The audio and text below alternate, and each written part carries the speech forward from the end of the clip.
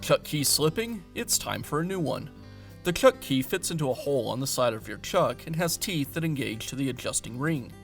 When you turn the key, the adjusting ring turns to firmly grip the drill bit.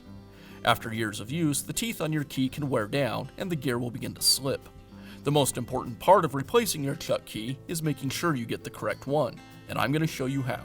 Not all chuck keys are the same.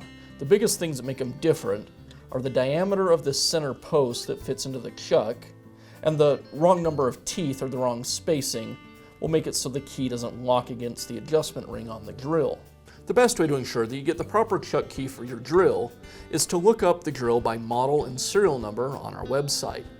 Our parts breakdown will lead you to the specific chuck key for your chuck.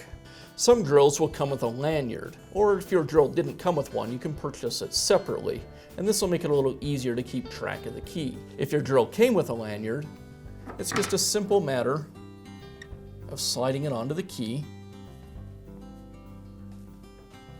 and then installing this onto the cord.